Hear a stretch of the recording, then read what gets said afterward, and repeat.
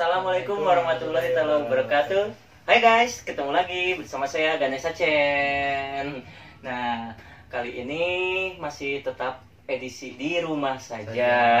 Bersama saya ini juga keponakan saya, namanya Melvin Adam. Wih, keren. Ya, kita masih tetap di rumah saja. Untuk video kali ini melanjutkan video yang kemarin itu yang udah saya berikan, yaitu tips pembuatan hand sanitizer. Tapi untuk kali ini saya akan memberikan tips untuk pembuatan disinfektan. Iya, cairan disinfektan. Ada yang mau Adam tanyakan tentang cairan ini atau gimana? Tahu nggak misalkan gitu? Apa sih disinfektan itu? Ya, untuk cairan disinfektan itu yaitu cairan pembersih yang umumnya dibuat dari hidrogen peroksida yang kadarnya itu sekitar 2 atau 3%. Nah, atau dari alkohol juga bisa. Terus tujuannya untuk membunuh bakteri, virus, kuman serta mikroorganisme yang bisa menyebabkan penyakit kepada kita gitu. Ya, intinya sih untuk membersihkan membersihkan virus lah gitu. Dan sebagai upaya pencegahan sekaligus membersihkan lingkungan juga, kita bisa membuat cairan disinfektan itu sendiri dari bahan-bahan yang memang sudah umum ada lah di toko-toko ataupun di warung gitu. Dan terus seharusnya sih kita menggunakan hidrogen peroksida itu sama alkohol.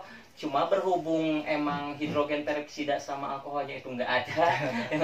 Tadi nyari-nyari di apotek juga nggak ada. Padahal kalaupun ada harganya nggak seberapa, sekitar 20 ribuan kalau nggak salah ya. Kita menggunakanlah bahan-bahan ini yang ada nih, seperti ini ada pemutih pakaian. Juga ini ada biang karbol juga. Kita menggunakan dua bahan ini dulu aja lah, karena emang dua bahan ini bisa digunakan untuk bahan pembuatan disinfektan. Nah, itu. Jangan tegang. Ada nih dari kemarin diam terus. Nggak tahu karena kelamaan dia ada di rumah atau gimana. Di rumah saja. Dia di rumah saja, nggak sekolah. Nah, jadi gini, saat ini saya akan memberikan tips buat pembikinan cara bikin cairan disinfektan itu sendiri ya. Yang pertama kita bisa menggunakan ini nih, pemutih. Ya, pemutih. Pemutih itu namanya bisa digunakan sebagai bahan disinfektan itu sendiri karena dia mengandung sodium hipoklorit. Nah, sodium hipoklorit itu fungsinya sama dengan hidrogen peroksida tadi gitu. Cuma ingat caranya ya, yang harus diperhatikan kan cara dari pembikinannya itu jangan sampai terlalu pekat, juga terlalu encer, itu bisa berbahaya gitu kan. Terus juga kalau penggunaannya itu nggak boleh dan dicampur-campur sama bahan lain. Iya, nggak boleh, karena yang ditakutkannya itu ada zat kimia yang bersifat eksplosif gitu. Yang tahu nggak sifat zat kimia eksplosif itu apa? Adam kira-kira? Nggak tahu. Nah, jadi zat kimia eksplosif itu suatu zat yang bisa mengandung percikan api atau ledakan gitu ya. Yang ditakutkan itu karena ini kan juga bisa menguap juga sifatnya ya. Kalau untuk pemutih pakaian yang mengandung sodium hipoklorit itu gitu. Jadi untuk 1 sendok cairan pemutih itu ya dicampur dengan 1 liter air. Nah, kebetulan di sini ada teko literan juga, jadi tahu lah air ini. Jadi 1 sendok pemutih pakaian ini ya dicampur dengan 1 liter air. Nah, gitu. Nah, terus juga kalau misalkan kita mau menggunakan biang karbol seperti ini atau wifol nih, ada wifol karbol ya, bisa juga. Jadi setiap 10 ini 10 takaran tutup botol ini bisa dicampur dengan 1 liter air. Nah, kalau ini kadarnya lebih rendah lah, karena perbandingannya 10. Ya, 10 tutup botol. Kalau untuk pemutih kan 1 sendok ya. Nah, kalau ini 10 tutup botol ini bisa dicampur dengan air. Ya, nanti hasilnya kalau sudah diaduk rata nih, kita masukkanlah ke botol-botol yang ada spraynya gini, bisa disemprot-semprot di halaman rumah, sekitar halaman rumah kita gitu kan, atau juga virus-virusnya. Nah, itu betul. Terus juga bisa di sudut-sudut rumah juga di dalam. Cuma ingat, kalau untuk penyemprotannya itu sendiri kita harus menggunakan APD. Nah, itu yang paling penting. Apa itu APD? APD, alat pelindung diri. Nah, jadi jangan asal kita semprot. Bahaya juga, karena sodium hipoklorit itu bisa mengakibatkan luka juga bisa ini ke bukan luka, tapi apa ya, istilahnya cedera ya apa, begitulah, kena kulit bisa ini berbahaya gitu kan. Jadi bisa gitu. Jadi kita bisa menggunakan sarung tangan karet seperti ini. Nah, sarung tangan karet untuk melindungi ini tangan. Juga bisa menggunakan masker untuk penutup ini, karena kan baunya itu menyengat. Nah, itu menyengat.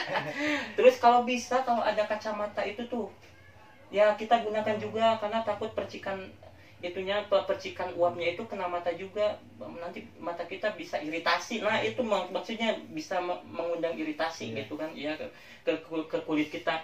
Jadi kalau untuk penggunaan cairan disinfektan itu ada tipsnya juga. Ya, satu, produknya itu dibuat sesuai dengan takaran yang semestinya. Jadi kalau misalkan saya menyarankan ini 1 sendok dicampur 1 air untuk pemutih, 1 sendok pemutih dicampur 1 liter air, ya itulah gitu hasilnya, karena itu juga anjuran dari WHO. Dan untuk WIPO 10 takaran ini dicampur 1 liter. Yang kedua juga, produk yang digunakan tidak boleh expired atau kadaluarsa. Ya, itu nggak boleh banget. Nah, yang ketiganya, hindari mencampur bahan-bahan ini dengan bahan yang lain. Ya, kayak tadi, takutnya kan ada satu bahan yang mengandung zat eksplosif, itu takut ada ledakan gitu kan. Yang keempatnya, cairan disinfektan tidak boleh disemprotkan ke tubuh. Kenapa tuh? Nggak boleh, karena kan tadi takut menjadikan iritasi. Iya, bahkan kita harus menggunakan APD gitu kan untuk penyemprotannya juga. Yang yang terakhir, ikutilah prosedur masing-masing cara membuat cairan disinfektan. Disinfektan itu sendiri. Jadi kalau untuk menyemprotkan ke barang-barang yang emang biasa digunakan untuk keperluan pribadi, mesti hati-hati lah gitu kan, mesti didiamkan dulu, nanti jangan langsung dipakai gitu, karena ini juga bukan apa-apa, mengandung zat kimia gitu ya. Yang penting untuk saat ini kita membuat cairan disinfektan ini untuk lingkungan kita lah gitu kan, karena di musim wabah corona seperti ini ya, kita takut ya, istilahnya supaya semua, bukan hanya kita tapi semua yang ada di lingkungan kita itu terjaga, terlindungi dari virus tersebut. Nah, itulah tips-tips cara pembuatan bahan disinfektan, cairan disinfektan dengan bahan-bahan yang emang sudah umum kita gunakan. Kalaupun misalkan nanti di apoteknya nanti ada hidrogen peroksidanya itu sama alkohol, bisa dicampur dengan perbandingan hampir sama sih gitu. Jadi untuk tips kali ini sampai di sini dulu. Jangan lupa like, subscribe, dan komen. Nah, itu mungkin nanti video-video selanjutnya kalau kita masih di rumah saja mungkin tetap di rumah saja, ya kita ikuti aja dulu anjuran pemerintah ya, karena itu untuk kebaikan diri kita sendiri. Pemerintah menyarankan seperti ini ya udah ikutinlah gitu kan prosedurnya.